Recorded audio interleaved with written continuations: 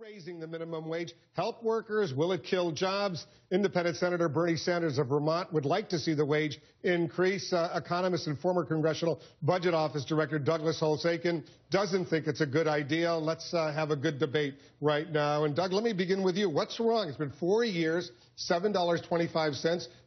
Inflation has gone up. Cost of living has gone up. What's wrong with raising the minimum wage? Sounds great until you ask the question, where does the money come from? And when an employer has to pay that higher minimum wage and doesn't hire somebody as a result, you basically have said, let's transfer money from the unemployed to the employed. I can't favor that. What about you, Senator? I know you disagree totally. You know who the major welfare recipient in the United States of America is, Wolf? It's Wal-Mart. Wal-Mart Corporation, which is owned by the Walton family, which is the wealthiest family in America, worth some $100 billion. They are paying their workers $7.25 an hour, $8 an hour, $9 an hour without benefits. And you know who's subsidizing Walmart? The taxpayers of America, because many Walmart workers and their kids are on Medicaid, they're on food stamps, they're on affordable housing. Well, it is time for employers in America to pay workers a fair wage. $7.25 an hour is not a fair wage. The question becomes, who do you think you're going to help if you raise the minimum wage? Everyone always thinks this is an anti-poverty tool, but you're going to give the higher minimum wage to the children of affluent people like me. Why don't we do something that's targeted on poverty if we're worried about what are you talking about, the children of affluent people? The fact of the matter is, minimum wage applies to everybody, and you know that. That's right. So why don't we have a policy that doesn't hurt jobs? And let's face it, it's really hurt teenagers. That raise in the minimum wage in 2008 and 2009, we have a 24% teenage unemployment rate. Okay. 40% among black African Americans. Can I get a word? Let's be real. First of all, let's be real. And the real factor is that most people who are working for low wages are not children. That's a bogus argument. The reality is that most low-wage workers are adults. And if you want to help kids, make sure their parents are earning a decent wage. The idea, and by the way, let me take something a step further.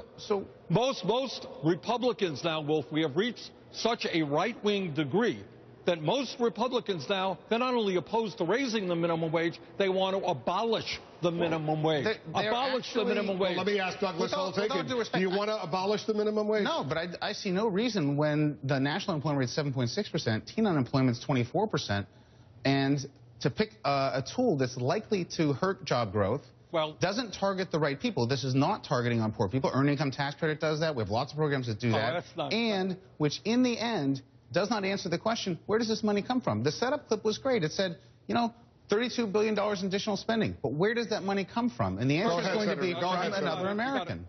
First of all, let's be clear.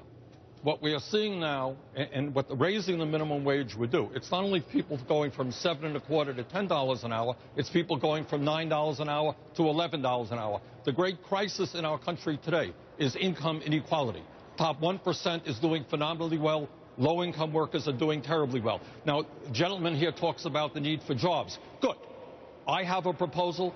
Others have a proposal to create millions of jobs in many areas, including rebuilding our infrastructure, putting our people back to work.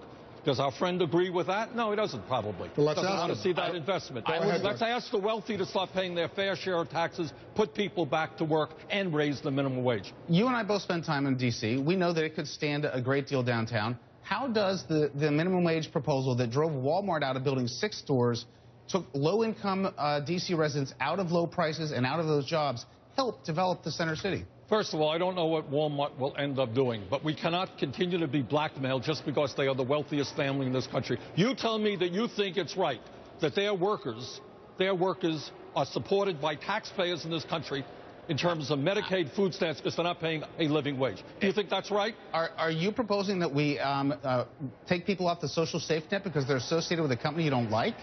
Is that really your proposal? We have I'm proposing that Walmart.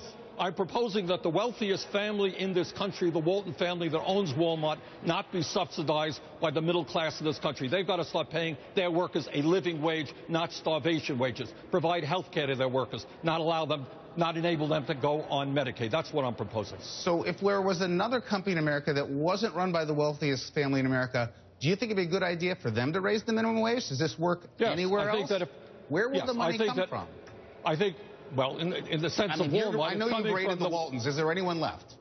Yeah, well, I think our friends at McDonald's and Burger King can start paying a decent wage as well. Bottom line is, in America, we have to have a principle. Where would the money come from? Because if you actually look at the numbers, McDonald's and Burger King are not thriving. These are not huge profit margins. It's not like they're sitting on piles of cash. Well, let me tell you this. You know, I hear the argument. I understand that people would like to make more money. I'd love to make more money. You would.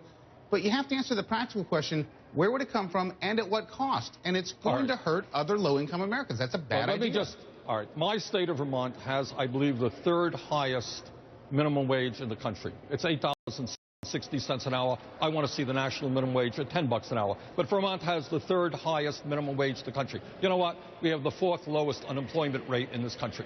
So this business that if you raise the minimum wage, all these jobs are going to disappear. Historically, I don't believe that that's true, and I don't believe it's true today. We have massive inequality in America, and it's time to ask the wealthy, A, to start paying their fair share of taxes, B, we need a massive jobs program, C, we need to raise the minimum wage. That's what we need to do to protect working families. We, in fact, need jobs. You and I can agree on that.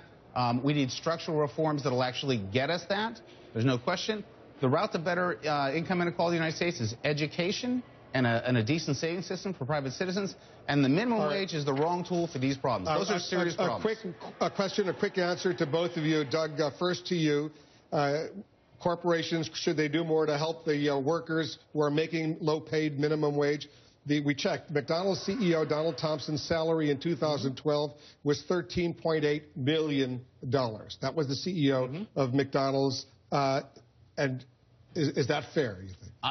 Because I know Bernie Sanders doesn't think it's fair. Oh, I'm sure he doesn't. And when you hear these big salaries, you have to ask yourself, well, what responsibilities do they bear? And you know, if they make mistakes, what gets lost? Well, the answer is billions of jobs around the globe. And so there is a market for those kinds of jobs. I understand the pay looks outrageous, but I think the serious question is whether you want to continue to try to recreate the 1930s and make our corporations the vessels of the social welfare. And a quick question to you, Senator, and then we'll leave it. Are you willing to pay 68 cents more for your Big Mac if the minimum wage goes up, if it's doubled? We could talk about the health values of a Big Mac on another time. But the issue is, I think you touched on, Wolf, what you have is a CEO making $13 million a year, paying starvation wages to his workers. That's unacceptable. The Wal-Mart situation is even worse. We need to make sure that nobody in this country is forced to work for starvation wages. We've got to raise the minimum wage. Bernie Sanders, as usual, thanks very much. Douglas Holtz-Eakin, thanks to you as well. A good, solid debate.